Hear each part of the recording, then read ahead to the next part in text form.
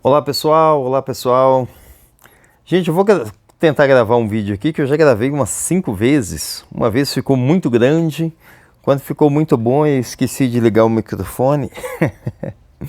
Mas vamos lá, qual é a intenção aqui? Porque vocês precisam elaborar lá os esboços de sermão, né? Que a gente combinou. Então, nessa semana vocês já me mandam o primeiro.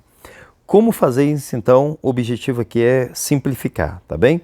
Você vai pegar essa folha que eu mandei, 20 passos para o esboço do sermão, para você fazer, né, o esboço do sermão, e aí você vai preencher isso aqui, tá? Só de preencher isso aqui já vai ajudar muito você elaborar o seu esboço. Então deixa eu falar aqui no máximo em 10 minutinhos sobre como eu fiz primeiro eu preenchendo essa folha aqui, né? Mas ficou um vídeo muito grande, peguei e descartei ele e agora eu só vou comentar aqui alguns pontos, tá bem?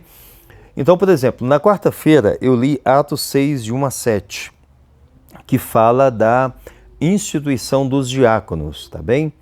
Cara, é um texto muito bom, tá? É um texto que me chamou a atenção, o contraponto lá entre algumas pessoas queixando-se, reclamando, e os apóstolos agindo, tá? Então eu elaborei, fiz um esboço de sermão com base nesse texto, tá? E aí eu quero colocar isso para vocês aqui. Então você fez a sua leitura hoje, um dos textos que você leu é um texto que falou ao seu coração, que você percebe a importância desse texto para a igreja, para a comunidade, então você elabora o seu sermão. Vem aqui, primeiro ponto, escolhi o texto. Escreve aqui o texto que você escolheu.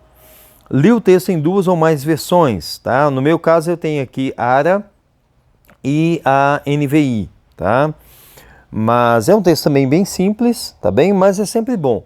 Se você tem uma versão apenas mais conservadora, tipo ARA ou a RC, que é ainda mais conservadora, né? A Revista Corrigida, né? É bom você ter uma linguagem de hoje, ajuda você a compreender algumas coisas, tá bem? Tá ventando. Vamos lá. Ponto 3. Eu conheço bem o significado de todas as palavras do texto, tá? Lá é bem tranquilo, não tem nenhuma palavra com significado assim mais elaborado, tá bem? No texto apenas aparece uma expressão que é os 12, tá? Se referindo aos 12 apóstolos, tá? Então alguém, né, sem o conhecimento da Bíblia, pode ler o texto e não compreender. Então, os 12 ali. Então, só essa expressão, tá? Número 4. Qual tipo de texto? Poético, histórico, sapiencial, profético? No nosso caso ali é um texto histórico, tá? É uma narrativa, tá? Na verdade, é uma narrativa, é um texto histórico narrativo, tá? Número 5. Existem figuras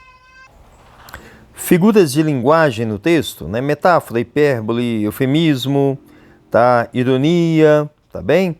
A única figura de linguagem que eu posso perceber no texto é que quando o texto fala que as viúvas de fala grega estavam sendo esquecidas na distribuição de alimentos, isso na versão NVI, né? usa essa expressão, né? Estavam sendo esquecidas, né? Isso muito provavelmente é um eufemismo, tá? Porque se ele fala que eram as viúvas de fala grega, tá? Que eram certamente a minoria entre viúvas de fala, né, judias, né, normal de Jerusalém, o que estava acontecendo ali era uma discriminação, né? Uma discriminação. Então aquelas viúvas de fala grega estavam sendo discriminadas, tá? Discriminadas, melhor dizendo, né? Na igreja, tá? Então, a gente pode colocar ali um eufemismo, né? Então, quando ele fala estavam sendo esquecidas na distribuição de alimentos, tá? Não necessariamente, né? Elas provavelmente estavam sendo jogadas para escanteio ali, né? E isso é algo muito sério. Um exemplo de metáfora. Hoje eu fui ler a Bíblia com o Henrique e ensinei a ele, sempre antes de ler a Bíblia, fazer a oração lá de Salmo 119, 18, né? Que é, abre os meus olhos, né, Senhor, abre os meus olhos para que eu contemple as maravilhas da tua lei, tá? abra os meus olhos é uma metáfora, certo? Compreendido, né? Abra os meus olhos é uma metáfora, tá?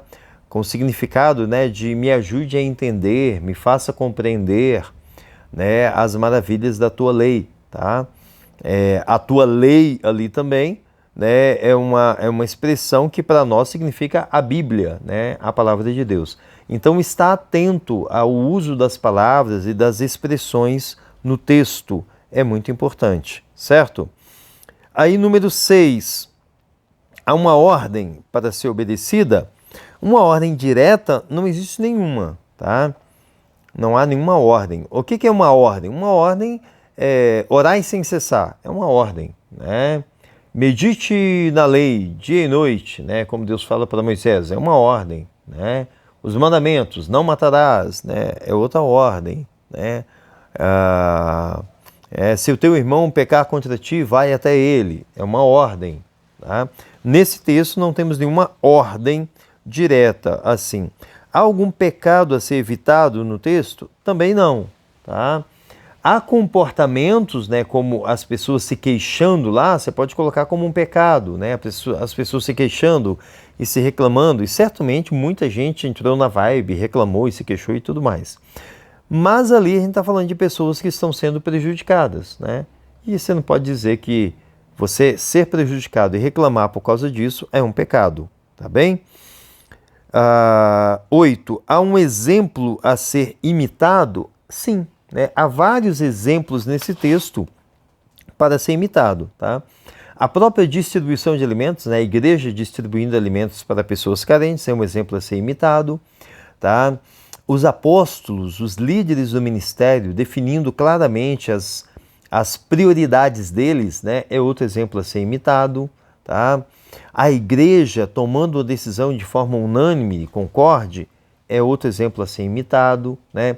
A escolha de homens de boa fama, sábios e cheios do Espírito, é outro exemplo a ser imitado, tá? Então há vários exemplos aqui a serem imitados nesse texto, certo? Aí 9 e 10, qual o contexto histórico, né? O contexto histórico eu até coloquei aqui entre parênteses. Quem é o autor, quem foi o escritor, o que estava acontecendo no mundo, o que motivou a carta, né?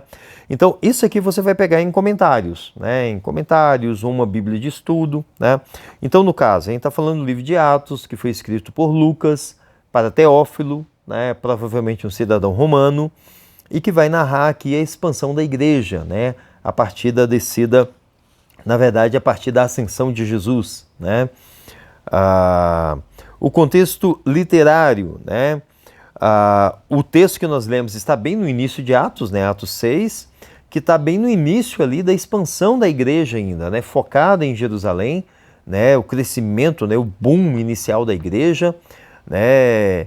Então, ou seja, o número de discípulos cresceu muito rapidamente e aí surgiram alguns problemas, né? Como Ananias e Safira no capítulo 4 e agora a questão das viúvas no capítulo 6, certo?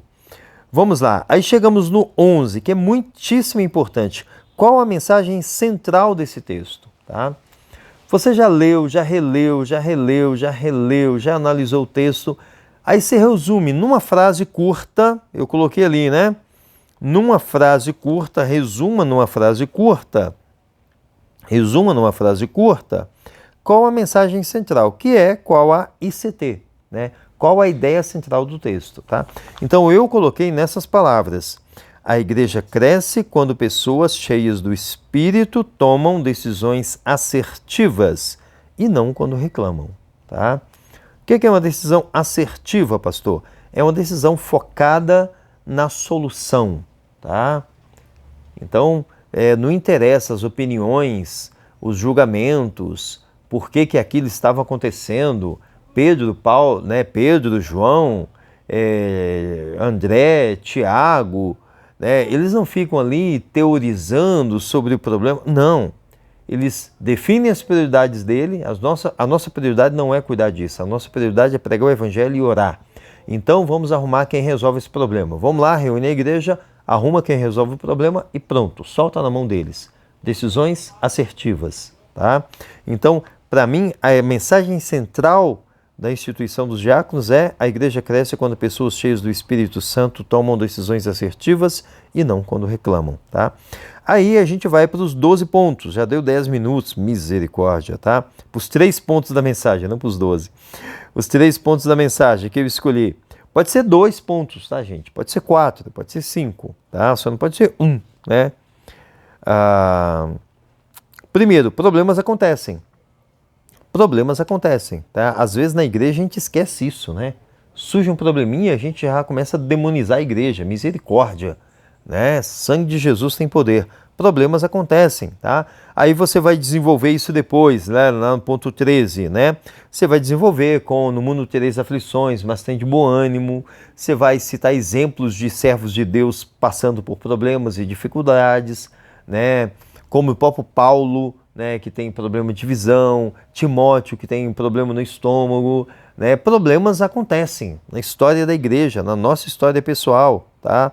Vão acontecer. A gente precisa, ponto 2, definir nossas prioridades, tá? O que é importante para nós, tá? No entanto, devemos focar na solução, ponto 3, tá? Porque às vezes a gente fica aqui focado no problema e só falando do problema, teorizando, reclamando, se queixando, explicando, tá? Precisamos definir as prioridades e focar na solução, resolver o negócio, tá? Aí a gente vai para o ponto 13, que é desenvolver os pontos. Eu não fiz isso e nem vou fazer nesse caso aqui. Fazer a conclusão e depois fazer a introdução. Mas como assim, pastor? Fazer a introdução depois da conclusão? Sim. Você faz a introdução porque a sua introdução ela precisa se referir a todo o seu sermão, tá? Na introdução, você prepara a igreja para o que vai ser o seu sermão. E você só consegue escrever isso depois que o seu sermão já estiver pronto, tá? Depois da introdução, você escolhe o título, escreve o título, tá? O título é a última coisa que você faz no seu sermão, tá? Aí você prepara o título do seu sermão, tá bem? Aí, com o seu sermão prontinho, você vai escolher uma ilustração, né? O Spurgeon dizia que ilustração são como janelas do sermão, tá? Por quê? Porque você não pode só ficar ali martelando no texto do começo ao fim, né? Uma história pode ajudar a igreja a entender qual é o ponto, tá? A grande questão é que a ilustração precisa estar relacionada à mensagem central, tá? A ICT. No meu caso, a minha mensagem central aqui é que a igreja cresce quando pessoas cheias do Espírito tomam decisões assertivas e não quando reclamam. Então eu posso contar uma ilustração sobre tomar decisões assertivas, sobre a importância de tomar boas decisões. Eu posso contar uma ilustração sobre não reclamar, né, sobre o perigo, sobre o problema que é quando a gente se rende à reclamação e por aí vai, tá bem? Então, escreve o sermão todinho, tá? Faz a revisão e passa, né, para o pastor. Né? No nosso caso aqui, passa para o grupo, certinho? Gente, é isso aí, eu tentei correr aqui, tá?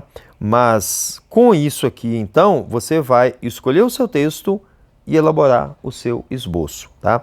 No caso aqui, para só falando de elaborar o esboço, você pode parar aqui já no ponto 12, tá?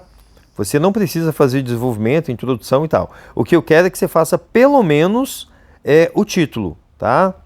Então você vai fazer a mensagem central, ponto 11 aqui, fazer os pontos do seu sermão e colocar um título, tá? É claro que esse título, para ficar bom mesmo, ele tem que ser depois que você conclui o seu sermão, tá?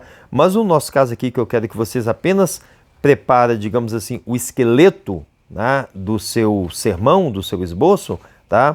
Então tá valendo. Então você vai preparar aqui os 20 passos. Não vai ser os 20 passos, né? Você pode parar aqui no passo 15, tá? Não precisa fazer o 13 e o 14, né? É o desenvolvimento e a conclusão.